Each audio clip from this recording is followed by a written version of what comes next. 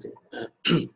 ముందుగా అందరూ ఇవాళ సమయం తీసుకుని ఈ వెబినార్కి జాయిన్ అయినందుకు చాలా ధన్యవాదాలు. నా పేరు రాజశేఖర్ అండి. నేను IISER Indian institute of science education and research తిరుపతిలో బయాలజీ డిపార్ట్మెంట్లో వర్క్ చేస్తాను.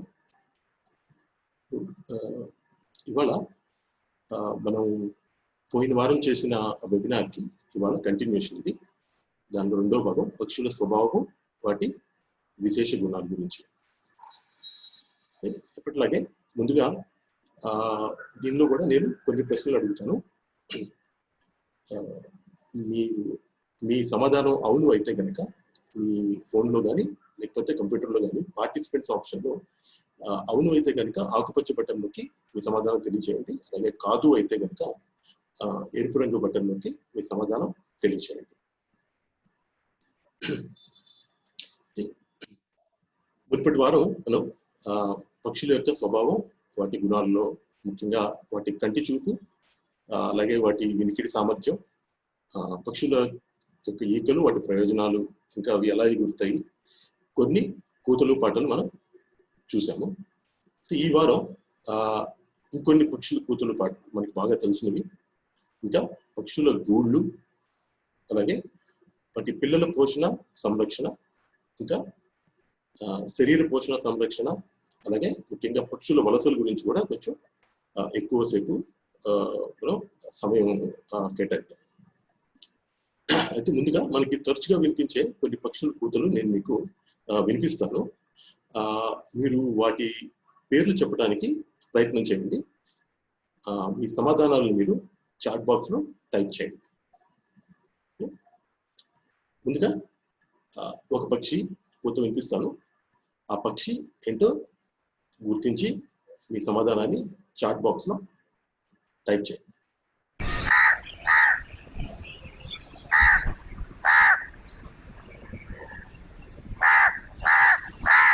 ఈ పక్షిని గుర్తించగలిగితే సమాధానాన్ని చాట్ బాక్స్లో టైప్ చేయండి.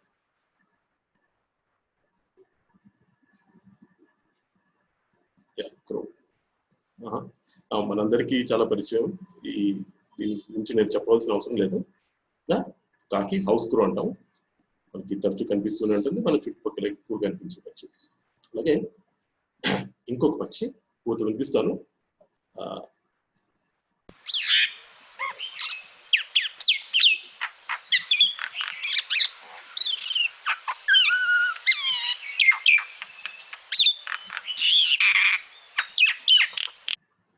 ఈ పక్షిని గుర్తించగలరా?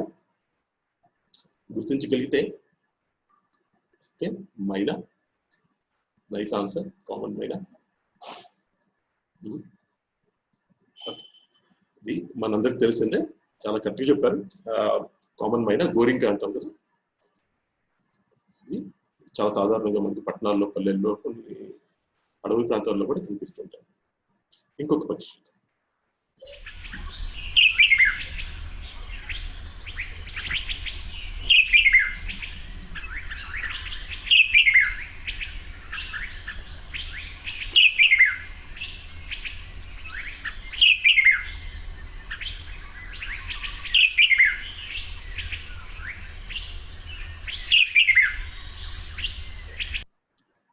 బుల్బుల్. ఓకే, ఇంకెవరైనా దీన్ని గుర్తించగలరు? సరే, చూద్దాం. Yes, bulbul is the right answer.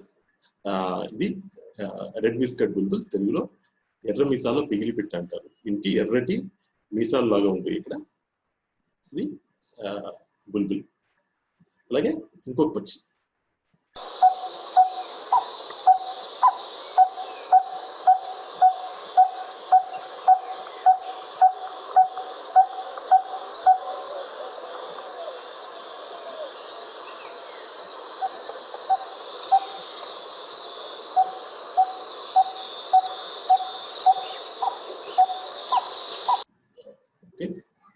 ఈ పక్షిని గుర్తించగలరా? Coppersmith barbet. Coppersmith barbet, ఇది కాపర్ స్మిత్ బార్బెట్ అంటాం. తెలుగులో కంసాల పిట్ట అంటారు. కంసాలు పనిచేసినప్పుడు వచ్చే శబ్దం లాగా దీని కూత ఉంటుంది. అందుకనే దీన్ని కంసాలి పిట్ట అంటారు. ఇంకొక పక్షి చూద్దాం.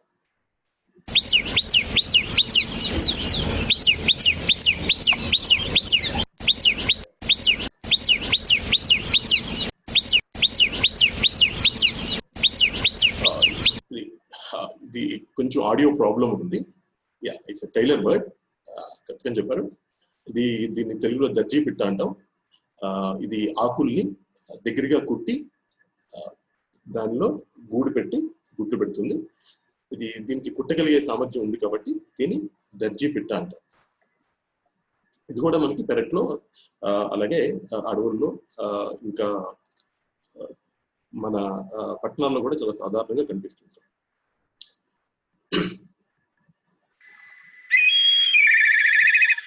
ఈ పక్షి ఏంటో గుర్తించగలరు?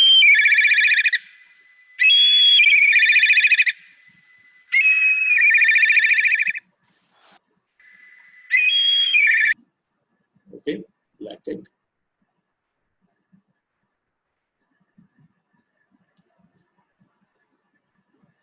ఓకే, యా, ఇది నల్లగెద్ద, బ్లాక్ కైట్ అంటాం. Okay, very close. Black eagle ఎవరో టైప్ చేశారు, రవికుమార్ గారు. ఈ బ్లాక్ కైట్ అంటాం, నల్లగెద్ద. చాలా సామాన్యంగా మనకి పట్టణాల్లో కనిపిస్తూనే ఉంటుంది.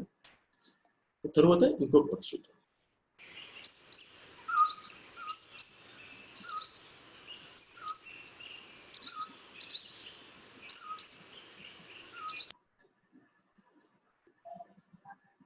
ఈ పక్షి ఎవరన్నా గుర్తించగలరా?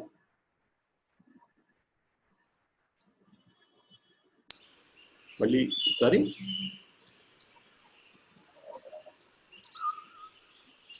ఓకే, చూద్దాం.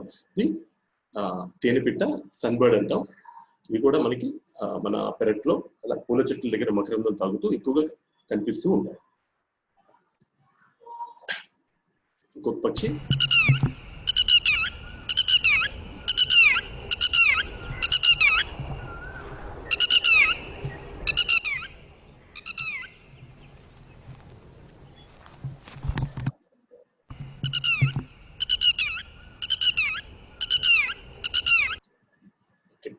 ల్యాపింగ్ అని టైప్ చేశారు కుమార్ గారు.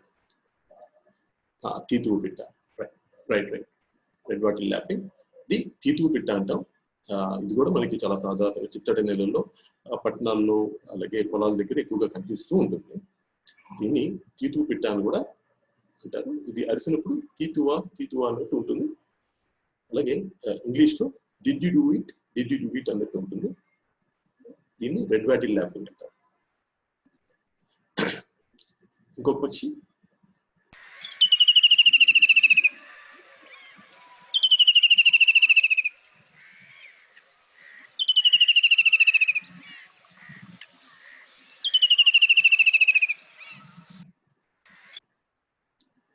దీన్ని గుర్తించగలరా? King fissure. ఓకే, సరే, చూద్దాం సమాధానం. కింగ్ ఫిషర్, లఘుముఖి పిట్ట అంటాం, వైట్ బ్రెస్టెడ్ కింగ్ ఫిషర్. ఇది కూడా చాలా సాధారణంగా మనకి కనిపిస్తుంటాం. ఇంకొక పక్షి.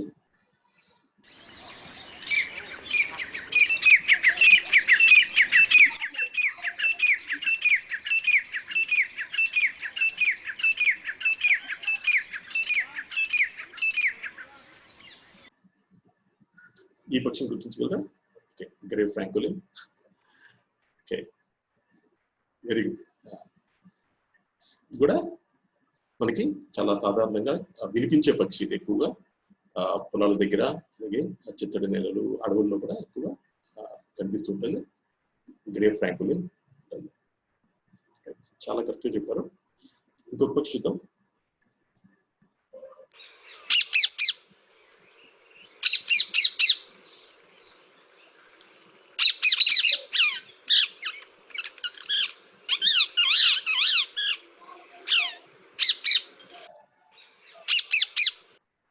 రైట్, ప్యారకీట్. సరైన సమాధానం అండి. ఇది మన రామచిలుక,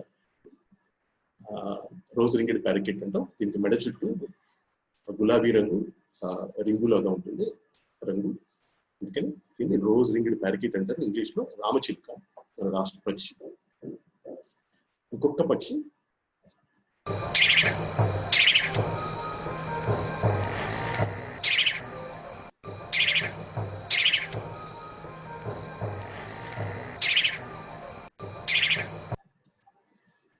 ఈ పక్షిని గుర్తించగలరా? స్పాటెడ్ ఔలెట్. ఓకే, మనకి సాయంకాలం 6 గంటలు 7 గంటలు దాటిన తర్వాత చిన్న చిన్న గుడ్ల గుబులు కనిపిస్తూ ఉంటాయి. స్పాటెడ్ ఔలెట్స్ అంటారు. ఈ చుక్కలు చుక్కలుగా ఉంటుంది, అందుకని వీటిని స్పాటెడ్ ఔలెట్స్ అంటారు ఇంగ్లీష్లో. ఇవి కూడా మనకి చాలా సాధారణంగా ఊళ్ళల్లో పట్టణాల్లో పల్లెల్లో అన్ని చోట్ల ఇవి కనిపిస్తూ ఉంటాయి. ఇక్కడితో ఇవాళ కొన్ని సాధారణ పక్షుల కూతలు మనం విన్నాము. ఇంకా పక్షుల గూళ్ళ గురించి ఇవాళ మనం తెలుసుకుందాం. అయితే చెట్ల మీద మనం పక్షుల గూళ్ళు చూస్తూ ఉంటాం. వాటిలో కొన్ని రకాల గూళ్ళ గురించి చూద్దాం. మనకి కొంగలు, అలాగే పెద్ద పెద్ద గెద్దలు లాంటి పక్షులు చెట్లకి పైన ఎత్తులో ఒక అరుగులాగా కట్టి గూళ్ళు పెట్టుకుంటాయి. వీటిని ప్లాట్ఫామ్ నెస్ట్ అంటారు ఇంగ్లీష్లో. అలాగే తెలుగులో ఎత్తు అరుగుల గూళ్ళు అని మనం తీసుకోవచ్చు. అలాగే మన కాకులు లాంటి సాధారణ పక్షులు మనం చూస్తూ ఉంటాం. చెట్ల కొమ్మల మధ్య చిన్న గిన్నె ఆకారంలో పెడతాయి. వీటిని గిన్నె గూళ్ళు అంటారు, కప్ నెస్ అని ఇంగ్లీష్లో పిలుచుకుంటాం. ఇలాంటి గిన్నె గూళ్ళే చిన్నవి, చిన్న చిన్నవి ఫ్లై క్యాచర్ లాంటి చిన్న చిన్న పక్షులు పెట్టుకుంటాయి. వీటిని చిన్న గిన్నె గూళ్ళు అంటారు. ఇవి చిన్న చిన్న కొమ్మలకి చిన్నటి కప్పులాగా అంటే చిన్న గిన్నెలాగా పెట్టుకుంటాయి.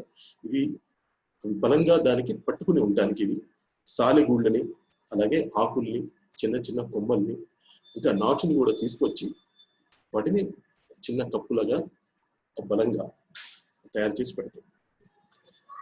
అలాగే మనం జముడి కాకి అంటాం కదా, కౌకల్ అని పిలుచుకుంటాం ఇంగ్లీష్లో. అవి ఈ చిన్న గుహలాగా అంటే కలసం వాళ్ళు ఇచ్చినట్టు డోమ్ నెస్ అంటారు ఇంగ్లీష్లో. అలాంటి గూళ్ళు కట్టుకుంటూ ఉంటాం.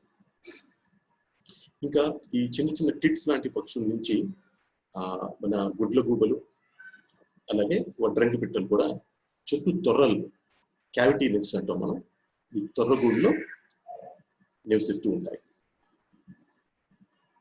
ఇంకా మనకి ఎక్కువగా కనిపించే ఈ కాలంలో మీరు ఊడి చివరికి వెళ్తే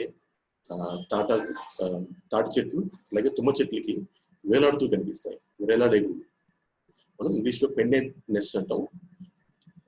ఇది ఇంకో రకమైన గూడు. ఇలాగ చెట్లకి వివిధ చోట్ల వివిధ రకాలైన గూళ్ళు పక్షులు ఏర్పాటు చేసుకుంటారు. అలాగే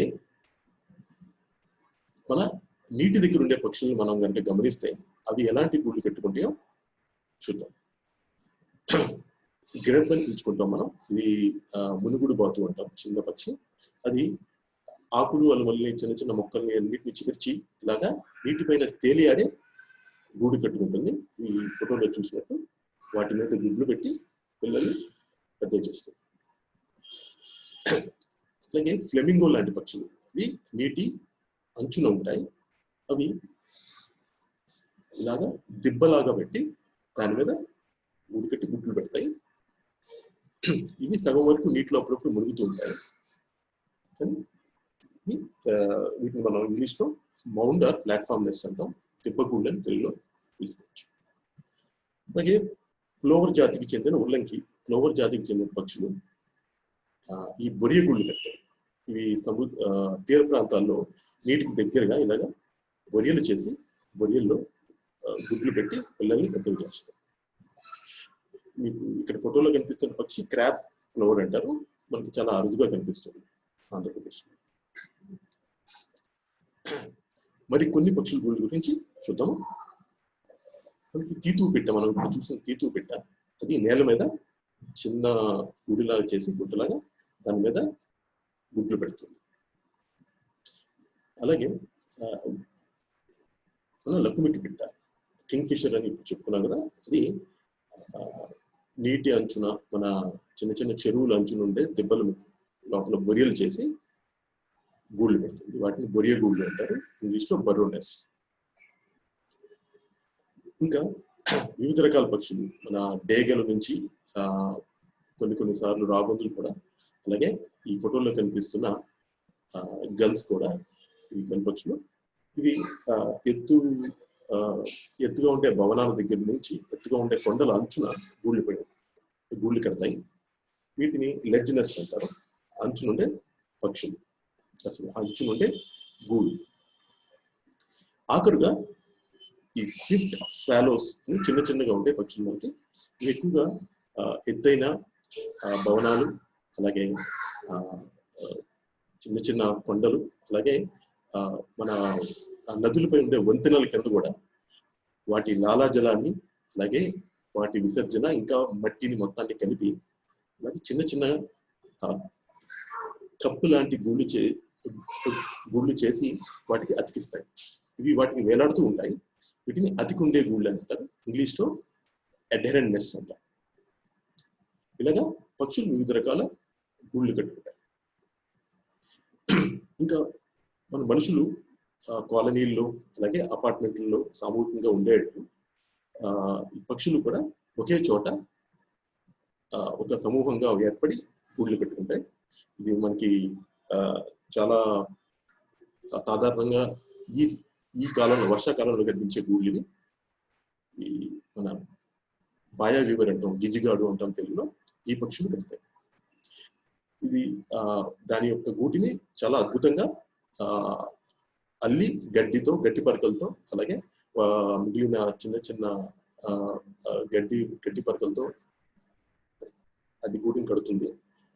గూడు కట్టిన తర్వాత ఆడపక్షి ఆ గూడుని సందర్శించి దానికి నచ్చితేనే మగపక్షితో అది జత కడుతుంది. దానికి నచ్చకపోతే కనుక అది గూడు వదిలి వెళ్ళిపోతుంది.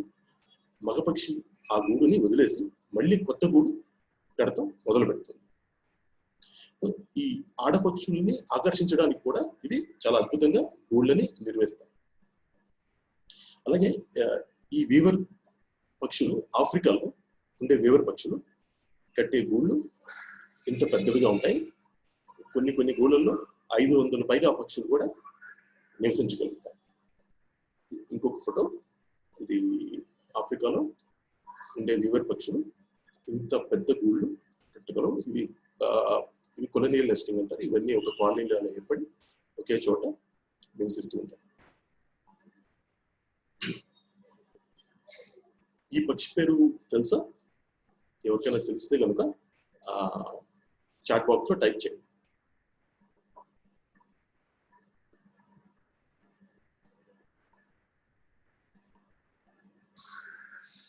ఓకే, ఇది వడ్రంగి పిట్ట జాతికి చెందినది రూఫస్ వుడ్పెకర్ అంటారు.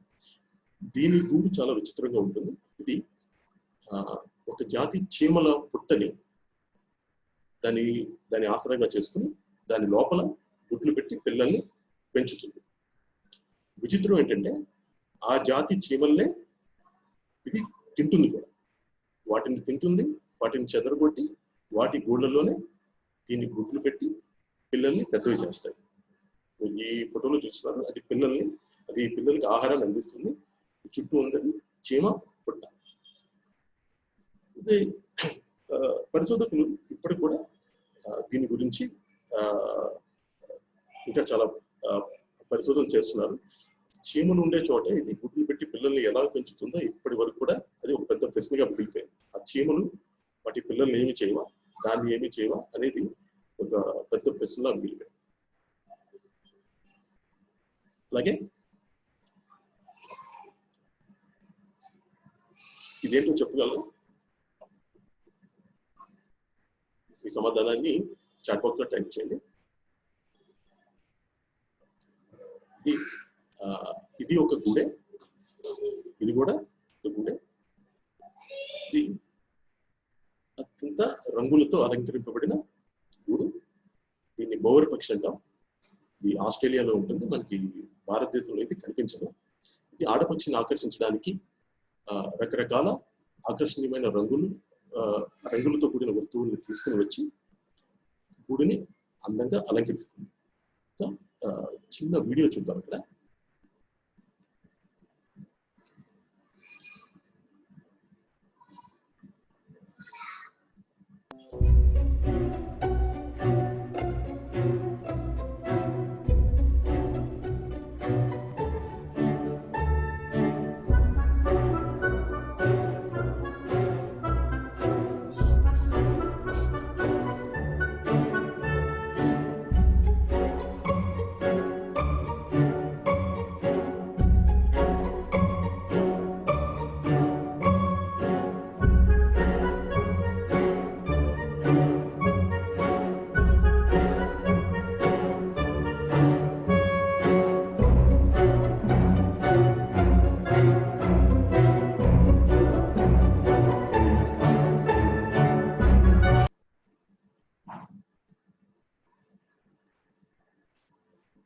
అది ఆ బోరు పక్షిని గమనించారా?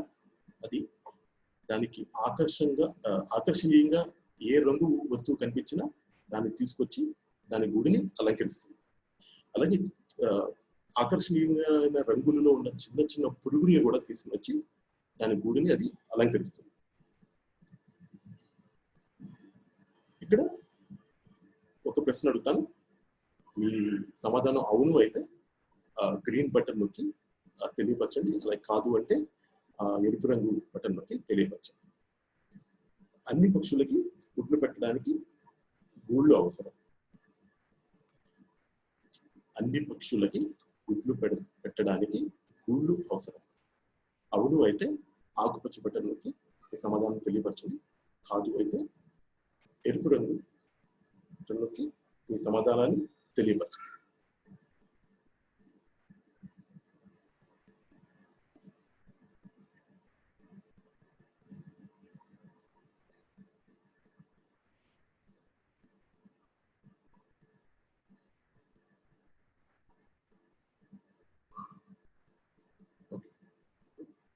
సమాధానం చూద్దాం. ఇది కాదు. ఈ ఎంపరర్ పెంగ్విన్ జాతికి చెందిన పక్షులు అవి గూళ్ళు పెట్టవు. అవి గుడ్లని వాటి కాళ్ళ మధ్య పెట్టుకుని పొదుగుతూ ఉంటాయి. అన్ని పక్షులకి గూళ్ళు అవసరం లేదు. అయితే ఇంకా పిల్లల పోషణ, వాటి సంరక్షణ గురించి కొంత తెలుసుకుందాం. ముందుగా ఇంకొక ప్రశ్న అడుగుతాను. అవును అయితే మీరు ఆకుపచ్చ బటన్ నొక్కి మీ సమాధానం తెలపండి, కాదు అయితే కనుక ఎరుపు రంగు బటన్ నొక్కి మీ సమాధానం తెలపండి. పక్షి పిల్లలు గుడ్డు నుండి బయటకు రాకముందే గుడ్డులో నుంచి అవి శ్వాస తీసుకోగలరు.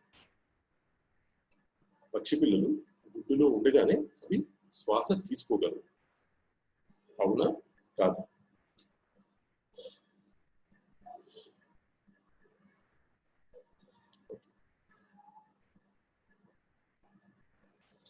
సమాధానం చూద్దాం. అవును, పక్షి పిల్లలు గుడ్డులో నుంచే శ్వాసను తీసుకోగలరు. చాలా విచిత్రంగా ఉంటుంది. అలాగే అవి గుడ్డులో నుంచి చేసే శబ్దాన్ని కూడా ఆ గుడ్డులోంచి పిల్లలు చేసే శబ్దాన్ని పక్షులు గుర్తుంచుకోగలవు. అవి గుడ్డులోంచి బయటకు వచ్చిన తర్వాత కూడా ఆ శబ్దాన్ని బట్టి వాటి పిల్లలని గుర్తుపెట్టుకోగలవు. అలాగే ఈ హార్న్బిల్ కంచెర పక్షి, మనం పోయిన వారం దీని గురించి కొంత మాట్లాడుకున్నాము. ఇది ఈ కంచెర పక్షుల్లో తల్లిదండ్రుల యొక్క బాధ్యత, పిల్లల్ని పెంచే బాధ్యత చాలా అద్భుతంగా ఉంటుంది. ఈ ఆడామగా పక్షులు జత కలిసిన తర్వాత ఆడపక్షులు గూట్లోకి వెళ్ళి అవి ఈకల్ని వదిలేసి గుడ్లను పొదుగుతూ ఉంటాయి. అవి గూడు మొత్తాన్ని, గూడు యొక్క మార్గాన్ని మొత్తాన్ని మూసేసి కేవలం ఆహారం అందించడానికి వీలుగా మగపక్షి యొక్క ముక్కు పట్టేంత ఖాళీ మాత్రమే అది వదులుతుంది. సరే, ఒక వీడియో చూద్దాం.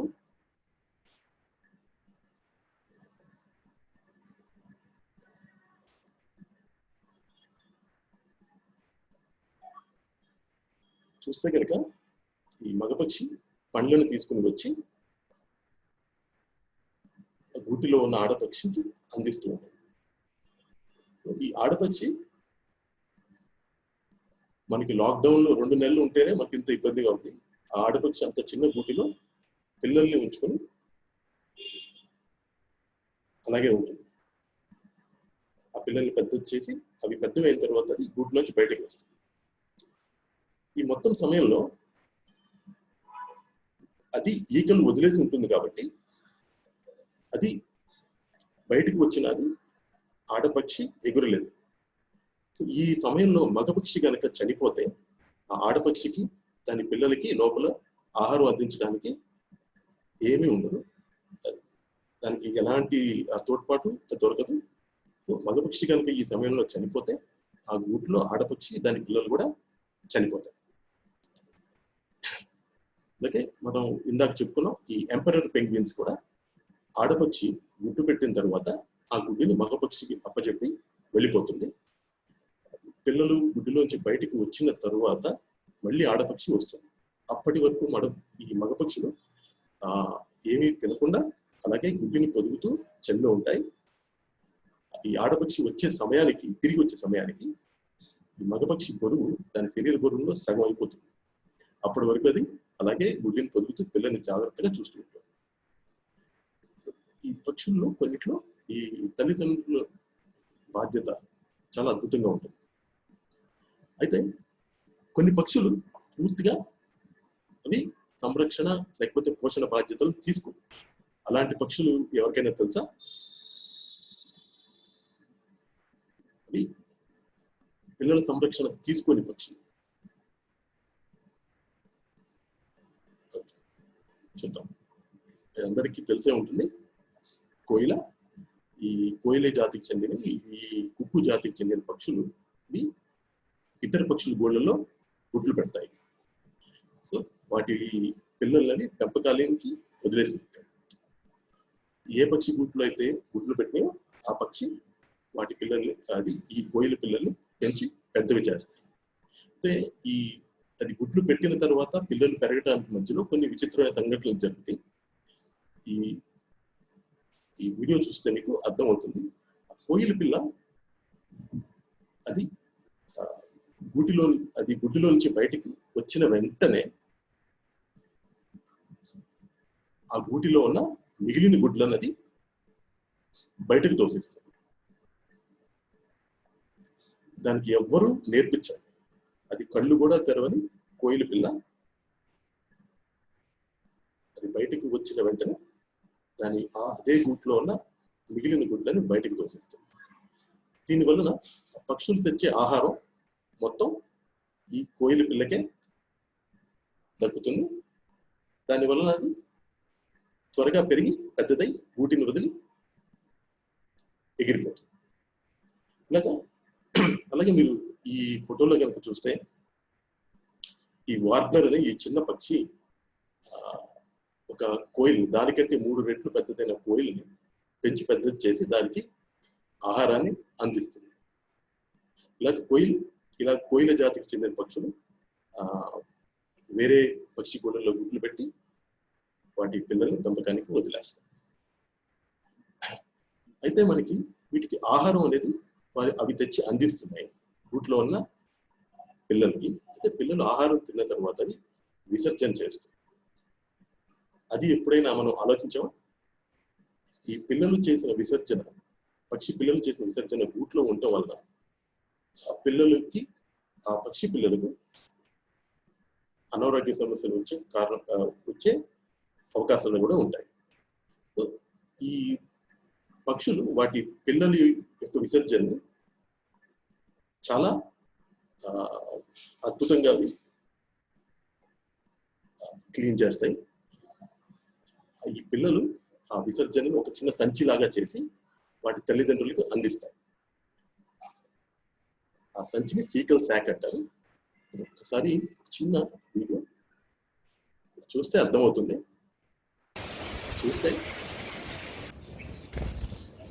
ఈ బుల్బుల్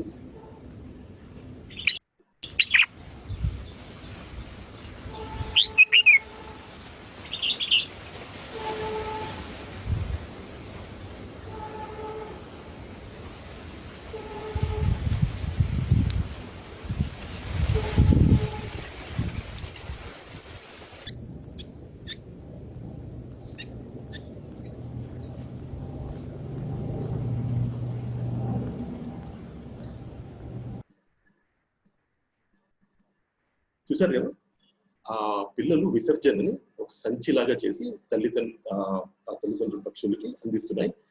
కానీ వింత ఏమిటంటే అవి వాటిని మింగేస్తున్నాయి. దీని గురించి ఇంకా చాలా పరిశోధనలు జరుగుతున్నాయి. అయితే చాలా మంది పరిశోధకులు ఏమని భావిస్తారంటే, పిల్లలు ఆ ఆహారాన్ని పూర్తిగా జీర్ణించుకోలేవు కాబట్టి ఆ జీర్ణించుకోలేని ఆ ఆహారం అంతా ఆ సంచిలో, ఆ ఫీకల్ సాక్ లో బయటికి వస్తుంది. దానిలో ఇంకా పోషక విలువలు ఉంటాయి కాబట్టి ఆ పెద్ద పక్షులు వాటిని తినేస్తుంది.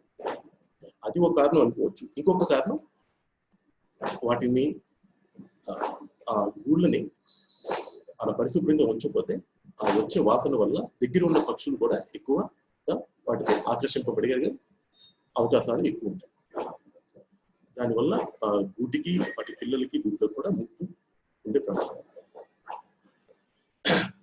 అలాగే వాటి గూళ్ళని, పిల్లల్ని కాపాడుకునేందుకు ఈ పక్షులు వైవిధ్యమైన సామర్థ్యాలు కూడా అవి ఉపయోగిస్తుంటాయి, వాటికి కలిగి ఉంటాయి. వాటిని చాలా అందంగా ఉపయోగిస్తుంటాయి. ఈ పక్షి చాలా మందికి తెలిసి ఉంటుంది. దీన్ని కిరీటం పిట్ట అంటారు, పూపో. ఇది దీని శరీరం నుంచి ఒక రకమైన ఒక ద్రావకం లాంటిది వస్తుంది. అది ఈ చనిపోయిన కళేబరాలు దగ్గర వచ్చే వాసనలాగా వస్తుంది. అది దాని గూడిలో దాన్నంతా రాస్తుంది. ఆ రాస్తే వచ్చే వాసన వలన మిగిలిన పక్షులు దాని గూటి దగ్గరికి రాకుండా ఉంటాయి.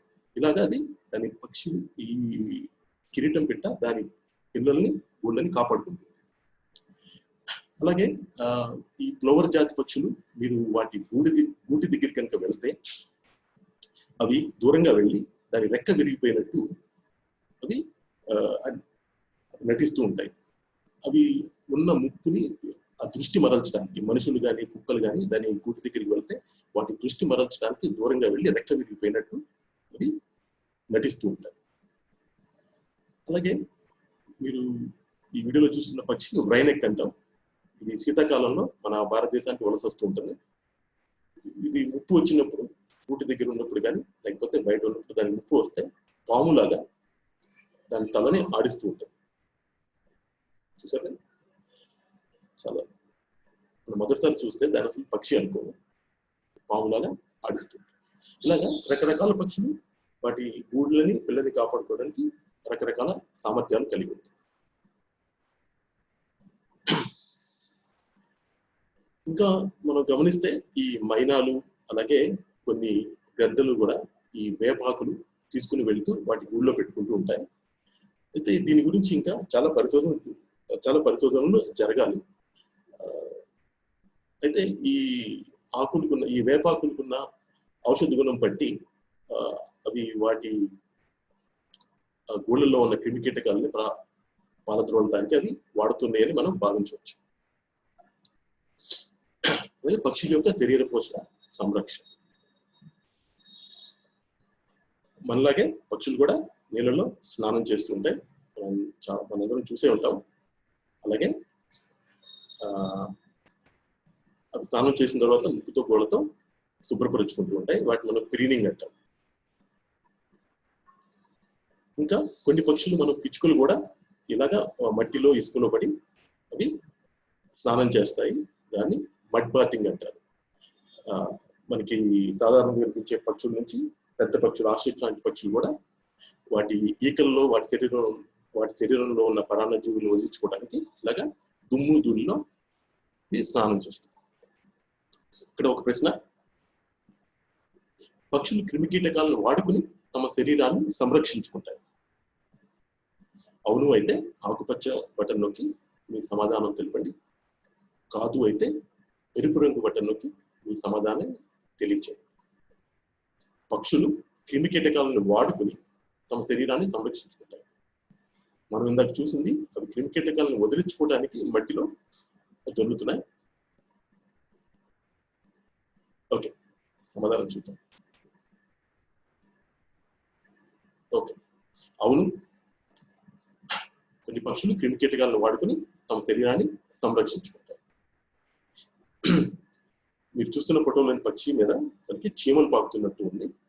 అయితే మనం మామూలుగా కనుక చూస్తే ఈ చీమలు కుడుతున్నాయి అనుకుంటాం, కానీ ఈ పక్షి చీమల్ని ఉపయోగించుకుని వాటి ఈకల్ని శుభ్రం చేసుకుంటుంది. దీని గురించి మనం ఒక చిన్న వీడియో చూద్దాము.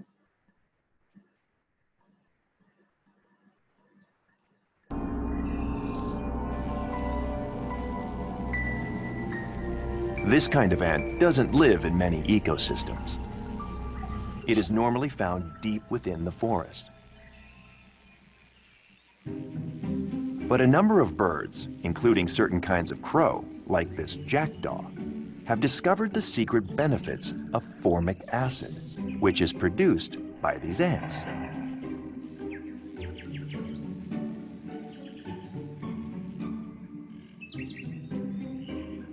When the ants feel threatened, they defend their colony by spraying formic acid on the attacking enemy.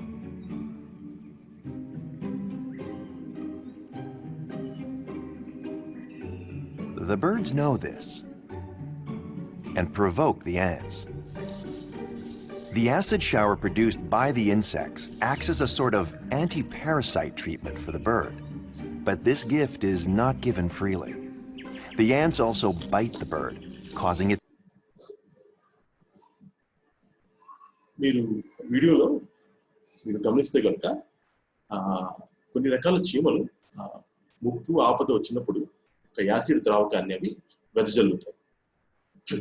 So ఈ కాకులు లాంటి పక్షులు వెళ్ళి ఆ యొక్క చీమలనవి రెచ్చగొడతాయి. అవి రెచ్చగొట్టినప్పుడు అవి ఆ యాసిడ్ ద్రావకాన్ని చిందించినప్పుడు అవి వాటి రెక్కల మీద పడతాయి. అయితే ఇప్పటికి కూడా పరిశోధకులకి ఆ ఫార్మిక్ యాసిడ్ ద్రావకం వలన పక్షులకి ఎలాంటి మంచి జరుగుతుంది అనేది వాళ్ళు తెలుసుకోలేకపోయారు. అయితే కానీ దాని వలన కొన్ని క్రిమికీటకాలు వాటి రెక్కల్లో ఈకల్లో ఉన్న క్రిమికీటకాలు చనిపోయి వాటి రెక్కలు శుభ్రంగా అవుతాయని మనం భావించవచ్చు. అయితే దీని గురించి ఇంకా పరిశోధన జరుగుతుంది. పక్షుల వలసల గురించి చూద్దాము. ఇక్కడ ఒక ప్రశ్న, ఒక సంవత్సరంలో ఒక వలస పక్షి ప్రయాణించిన అత్యంత దూరం ఎంత? ఒక సంవత్సరంలో ఒక వలస పక్షి ప్రయాణించిన అత్యంత దూరం ఎంత? మీరు ABCDలో మీకు సరైన సమాధానాన్ని టైప్ చేయండి చాట్ బాక్స్ లో.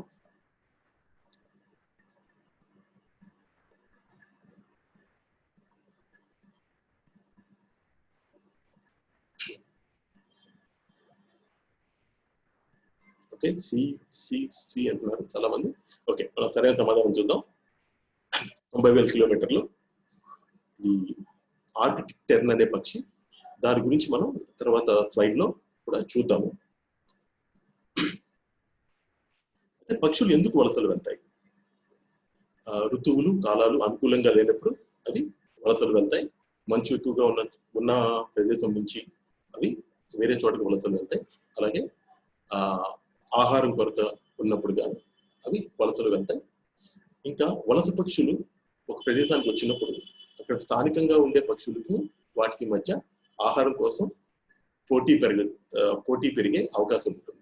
అలా పోటీ పెరిగినప్పుడు కూడా పక్షులు వలసలు వెళ్తూ ఉంటాయి. ఇంకా గూళ్ళు పెట్టి పిల్లల్ని పెంచడానికి అనుకూలమైన పరిస్థితులు లేనప్పుడు కూడా కొన్ని పక్షులు వలసలు వెళ్తూ ఉంటాయి. ఇంకా వేరే కారణాలు కూడా ఉండవచ్చు, కానీ మనం ఇవాళ ఇలా ఈ ముఖ్య కారణాల గురించే మనం చూద్దాం. అయితే వలసల్లో వివిధ రకాలైన వలసలు ఉంటాయి. ఒక పక్షి హిమాలయ పర్వతాల శ్రేణుల నుంచి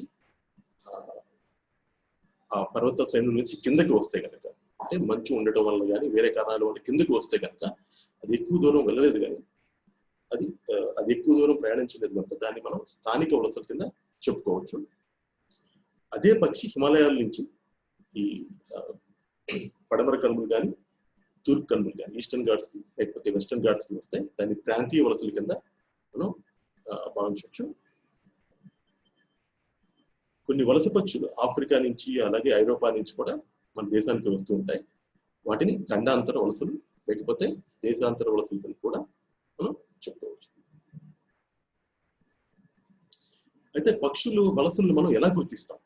మనందరం పక్షులు వలసలు వెళ్తున్నాయి అంటున్నాం. అయితే వాటి వలసలు అసలు ఈ వలసలు వెళ్తున్నాయని మనం ఎలా గుర్తిస్తాం? ఈ ప్రశ్నకు మనం చూస్తే కనుక సమాధానం, ఒక పక్షి ఒక చోట మనకి కొంతకాలం కనిపించకపోవడం, కానీ అదే పక్షి వేరే చోట కనిపిస్తుంటే అది మనం ఇక్కడి నుంచి అక్కడ వలసకి వెళ్ళిందని చెప్పుకోవచ్చు. ఇది మనం ఇంగ్లీష్లో ప్రెజెన్స్ అండ్ యాబ్సెన్స్ అంటాం. అలాగే పరిశోధకులు కొన్ని పక్షులకు తొడుగులు రింగులు లాగా వేసి వాటిని పరిశీలిస్తూ ఉంటారు. అవి వలస సమయాల్లో ఒక దేశం నుంచి ఇంకో దేశానికి, ఒక చోటు నుంచి ఇంకో చోటికి వచ్చినప్పుడు అక్కడ వాటిని గుర్తించి అవి వలసలు వచ్చినాయని భావిస్తారు. ఈ మధ్యకాలంలో మన శాటిలైట్ అండ్ రేడియో ట్యాగింగ్ ద్వారా పక్షుల యొక్క గమ్యాన్ని, వాటి ఎగిరే మార్గాలను కూడా అవి ఎక్కడి నుంచి ఎక్కడికి వెళ్తున్నాయి, ఎలా వెళ్తున్నాయి అని కూడా గుర్తిస్తున్నారు. రింగులచే గుర్తింపబడటం. పక్షులు వలసలు వెళ్తుంటే కనుక వాటిని మనం ఎలా గుర్తిస్తామంటే, ఇక్కడ ఫోటోలో కనిపిస్తున్న బాతు మెడకి ఒక రింగ్ ఉంది. ఆ రింగ్ మీద ఒక కోడ్ లాగా ఏదో ఇక్కడ రాసి ఉంది. సో అలాగే ఈ చిన్న పక్షి కాలుకి కూడా వివిధ రకాల రింగులు ఉన్నాయి, చిన్న చిన్న తొడుగుల్లాగా ఉంటాయి. సో ఈ ప్రాంతాలను బట్టి, అలాగే పక్షులు, వాటి జాతులు, అలాగే పరిశోధన చేసే సంస్థల్ని బట్టి ఈ రింగుల యొక్క రంగులు, వాటి మీద ఉన్న వివరాలు కూడా మారుతూ ఉంటాయి. సో ఒక్కొక్క పరిశోధకులు ఒక్కొక్క రకమైన రింగుల్ని పక్షులకి తొడుగుతారు. ఇవి కేవలం వాటి యొక్క వలసల్ని గుర్తించి వాటి గురించి ఇంకా తెలుసుకోవడానికి.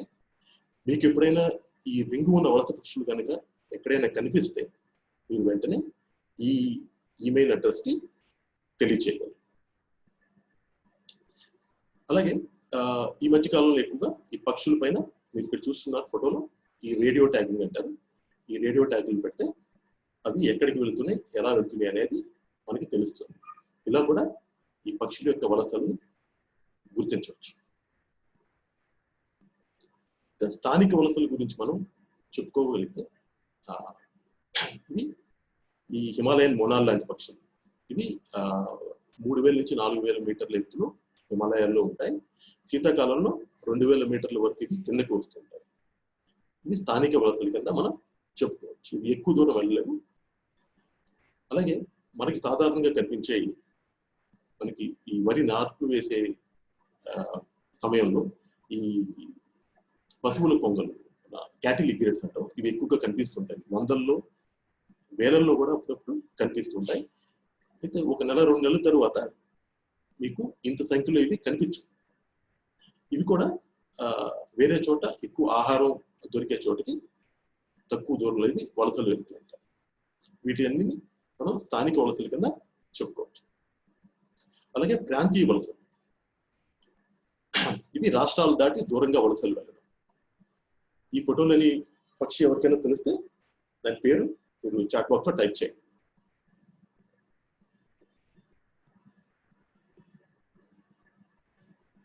ఇండియన్ పిట్ట చాలా అందంగా ఉంటుంది. దీని మీద 9 రంగులు దాకా ఉంటాయి. హిందీలో నవరంగ్ అంటారు.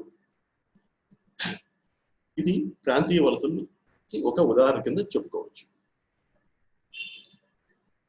దీన్ని తెలుగులో పొన్నంగి పిట్ట అంటారు, ఇండియన్ పిట్ట. ఈ పిట్ట అనే పేరు కూడా, దీనికి సైంటిఫిక్ నేమ్ కూడా ఈ తెలుగు పేరు పిట్ట నుంచే వచ్చింది. చూస్తే కనుక ఈ పసుపచ్చ రంగు చుక్కలన్నీ ఈ పక్షులు ఎక్కడైతే గమనించారో అవన్నమాట. ఇవి శీతాకాలంలో దక్షిణ భారతదేశంలో ఉండి తిరిగి ఎండాకాలం, వర్షాకాలం సమయంలో హిమాలయాలకి మొత్తం భారతదేశం అంతా ఇవి వెళ్తాయి. సో శీతాకాలంలో మాత్రం ఇవి ఉత్తర భారతదేశం, మధ్య భారతదేశం నుంచి దక్షిణ భారతదేశానికి వలసలు వస్తాయి.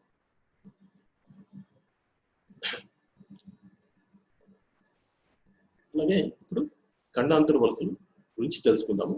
అయితే దీనిలో ఈ మనకి అర్థం అవ్వటానికి ఈ ఖండాంతర దేశాంతర వలసల్ని మనం 3 విధాలుగా చెప్పుకుందాం. భూమార్గాన వెళ్ళేవి, అలాగే సముద్ర మార్గాన వెళ్ళేవి, అలాగే భూ మరియు సముద్ర మార్గాన వలస వెళ్ళే పక్షులు మనం చూద్దాం. ముందుగా ఒక ప్రశ్న. పక్షులు హిమాలయాల మీదుగా అత్యంత ఎత్తులో ఎగరగలవు, అవునా కాదా?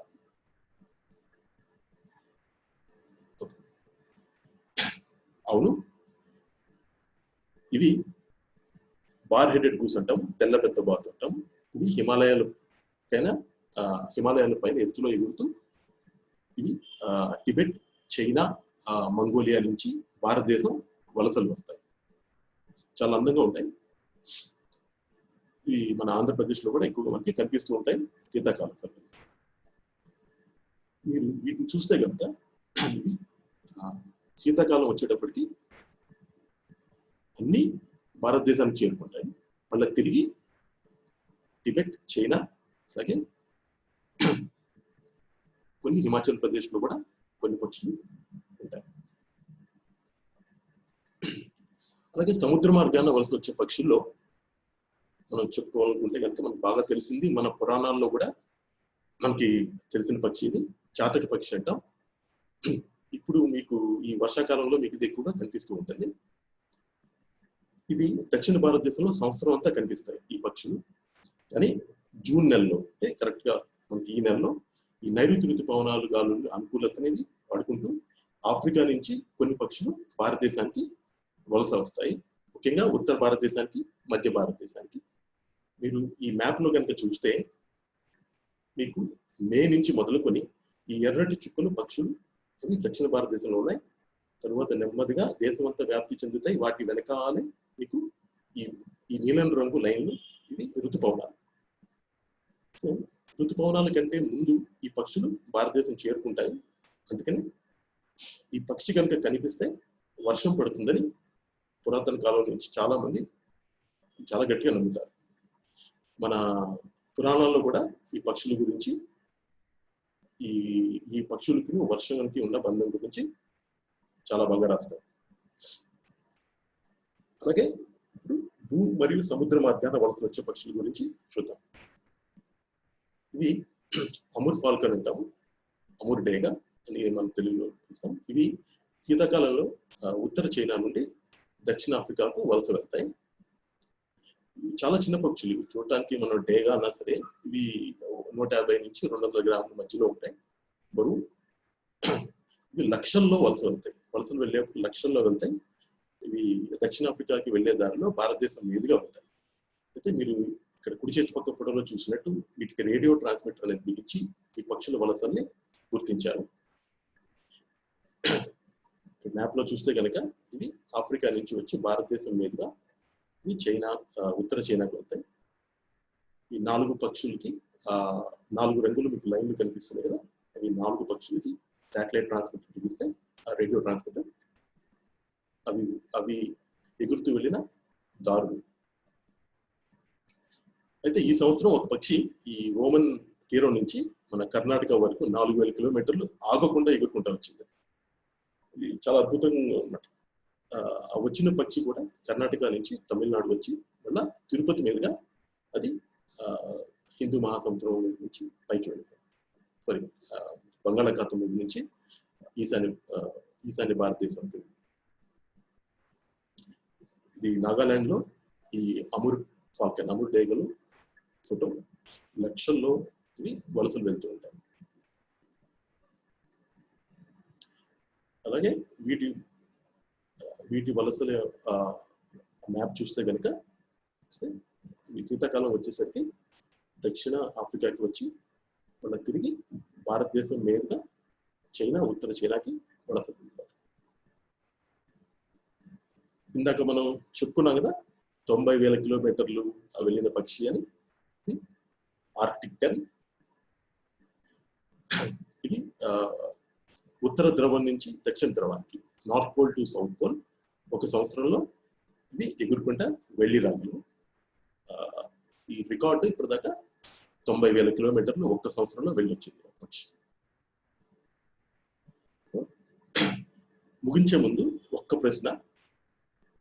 ఒక ప్రదేశం నుండి ఇంకొక ప్రదేశంలోకి వెళ్లే విధంగా పావురాలకి మనం శిక్షణ ఇవ్వవచ్చు, అవునా కాదా? అవును అయితే మీ సమాధానం గ్రీన్ బటన్ నొక్కి తెలపండి, కాదు అయితే ఎరుపు బటన్ నొక్కి మీ సమాధానం తెలపండి. పావురాలకి ఒక చోట నుంచి ఇంకో చోటుకి వెళ్ళేటందుకు మనం శిక్షణ ఇవ్వవచ్చు. ఎస్ ఎస్ ఎస్ ఓకే, సమాధానం చూద్దాం. కాదు, పావురాలనే కాదు, చాలా పక్షులకి మనం ఒక చోట నుంచి ఇంకొక చోటకి వెళ్ళేటప్పుడు మనం శిక్షణ ఇవ్వలేము. పక్షుల్లో పక్షుల్లో అవి పుట్టంగానే అవి ఎక్కడైతే పుడతాయో అక్కడికి మీరు వాటిని ఎక్కడ వదిలిపెట్టినా సరే తిరిగి వెళ్ళిపోగల సామర్థ్యం ఉంటుంది. అయితే మీరు హైదరాబాద్లో ఉన్న ఒక పక్షిని విశాఖపట్నం కనుక మీరు పంపాలి అని అనుకుంటే, మీరు విశాఖపట్నంలో ఉన్న పుట్టిన పక్షిని హైదరాబాద్ తీసుకొచ్చి వదలాలి, కానీ మీరు దానికి ఎంత శిక్షణ ఇచ్చినా అది వెళ్ళలేదు. ఇది చాలా మంది ఇక్కడ పొరబడతారు, పావురాలకు శిక్షణ ఇవ్వచ్చు అని, కానీ పావురాలకి శిక్షణ ఇవ్వలేరు. పక్షుల్లో చాలా వరకు అవి భూమి యొక్క అయస్కాంత క్షేత్రాన్ని, మ్యాగ్నెటిక్ ఫీల్డ్ ని చూడగలవు అని శాస్త్రజ్ఞులు, పరిశోధకులు నమ్ముతారు. ఆ అయస్కాంత క్షేత్రం చూడటం వల్ల అవి వాటి గమ్యాన్ని అవి గుర్తించగలరు.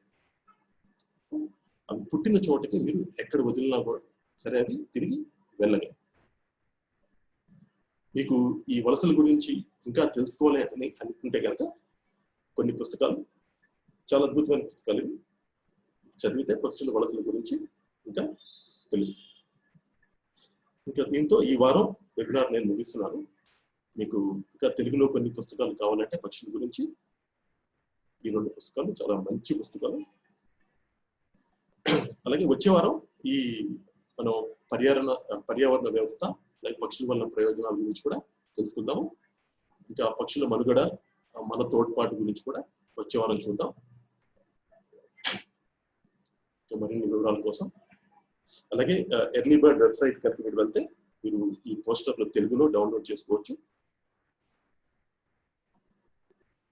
అలాగే పాకెట్ గైడ్స్ కూడా మీరు పక్షులను చూడటానికి మీరు బయటికి వెళ్ళినప్పుడు పాకెట్ గైడ్స్ మీకు చాలా ఉపయోగపడతాయి. ఇంకా ఐసర్ తిరుపతి వెబ్సైట్ ని మీరు చూడండి, పక్షుల మీద జరిగే పరిశోధన గురించి కానీ సిటిజన్ సైన్స్ యాక్టివిటీస్ కానీ మీకు తెలుస్తాయి. అలాగే వీళ్ళందరికీ నా కృతజ్ఞతలు.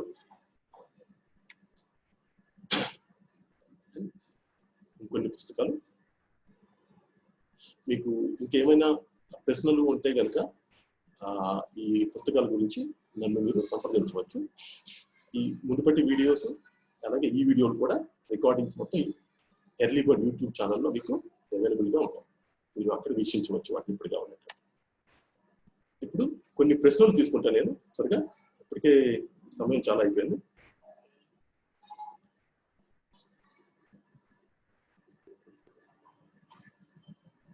ఏమన్నా ప్రశ్నలు ఉంటే కనుక మీరు చాట్ బాక్స్ లో టైప్ చేయండి.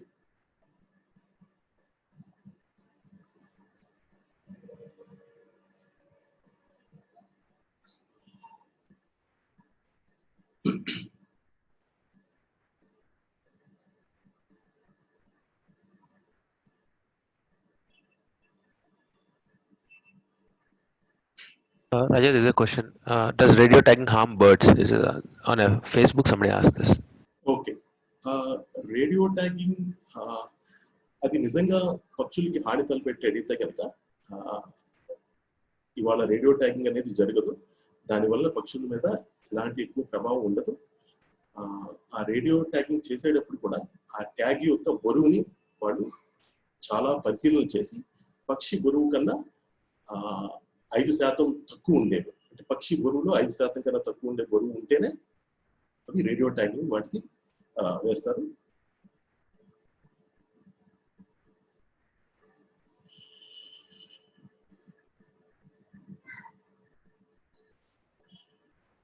How to know the species name? Okay, మీరు మెర్లిన్ అనే యాప్ ఉంది, Cornell lab the Merlin app. మీ ఫోటోని కనుక మెర్లిన్ అప్లికేషన్ లోకి మీరు అప్లోడ్ చేస్తే మీకు పక్షి యొక్క పేరు తెలుసుకోవడానికి వీలుగా ఉంటుంది. ఒకవేళ అక్కడ కనుక మీకు తెలియకపోతే మీరు ఈ ఫేస్బుక్ లో చాలా గ్రూప్స్ ఉన్నాయి. Ask idea of Indian birds అని, అలాగే ఇండియన్ బర్డ్స్ గ్రూప్ లో కనుక మీరు పోస్ట్ చేస్తే ఫోటో, చాలా మంది ఔత్సాహికులు మీకు సహాయపడతారు.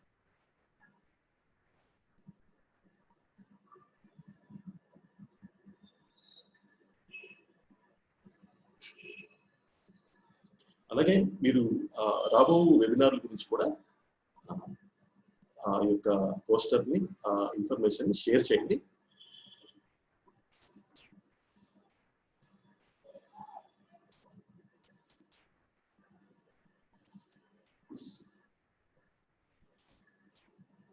ఇంకేమైనా ప్రశ్నలు ఉంటే కనుక చాట్ బాక్స్ లో టైప్ చేయండి.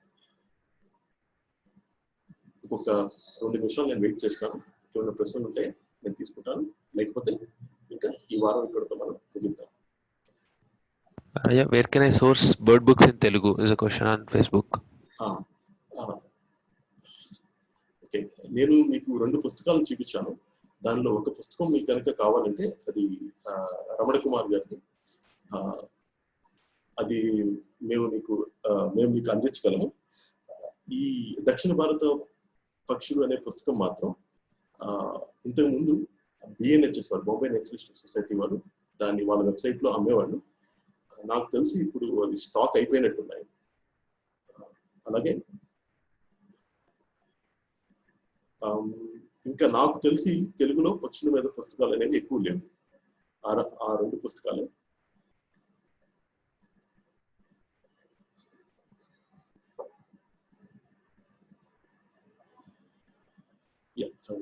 మంచి పుస్తకం .in లో మీరు రమణ కుమార్ గారి పుస్తకం కొనుక్కోవచ్చు.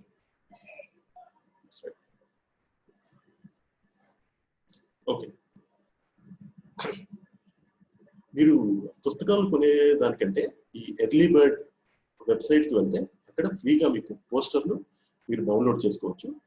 అలాగే పాకెట్ గైడ్స్ కూడా మీరు అక్కడి నుంచి కొనుక్కోవచ్చు. అలాగే తక్కువ పక్షులతో మీరు స్టార్ట్ చేస్తే కనుక తరువాత ఆ పుస్తకాలు కొనుక్కుంటే మీకు చాలా ఉపయోగంగా ఉంటుంది. Birding in rainy season, how good it will be. మనం ఎక్కడికి వెళ్ళినా మనకి కనిపించే పక్షులు. సో అది రైనీ సీజన్ అయినా, ఏ సీజన్ అయినా సరే, ఏ కాలం అయినా సరే, పక్షులు ఎక్కడైనా ఉంటాయి. అది మనం వాటిని ఆస్వాదించగలిగితే మనం వెళ్ళి చూడొచ్చు. కొన్ని మనం ఈ వర్షాకాలంలోనే చూసే పక్షులు కూడా కొన్ని ఉంటాయి మనకి ఎక్కువగా కనిపించి.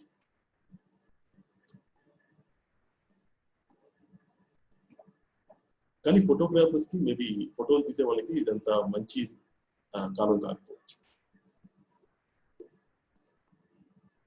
పక్షులు వాటి స్వభావాన్ని వీక్షించడానికి మాత్రం ఏ కాలమైనా ఒకటే. మనం కొంచెం సమయం కేటాయించాలి. ప్లస్ ఈ కాలంలో మన స్థానిక పక్షులన్నీ ఇవి గుడ్లు పెట్టి పిల్లల్ని పొదుగుతూ ఉంటాయి. మీకు అది కూడా తెలుస్తుంది.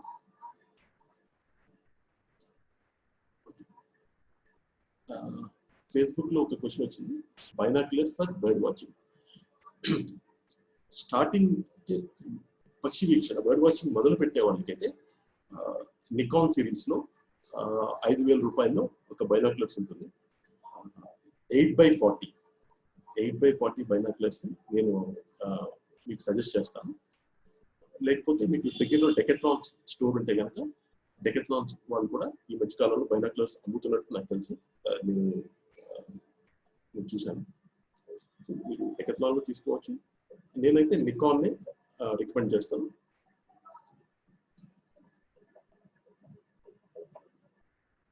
ఓకే, ఇంకేమన్నా ప్రశ్నలు ఉన్నాయా? లేకపోతే కనుక ఇంకా ఇవాళతో ఈ వెబినార్ మనం ముగిద్దాం.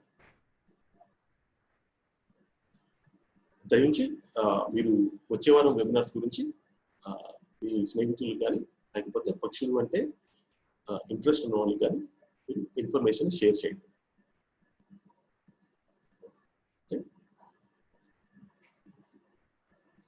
అలాగే మా ఫేస్బుక్, ట్విట్టర్ అకౌంట్ కూడా ఫాలో అవ్వండి అప్డేట్స్ కోసం. వచ్చే వారం మనం మళ్ళీ కలుద్దాం. చాలా ధన్యవాదాలు జాయిన్ అయినందుకు. Thank you.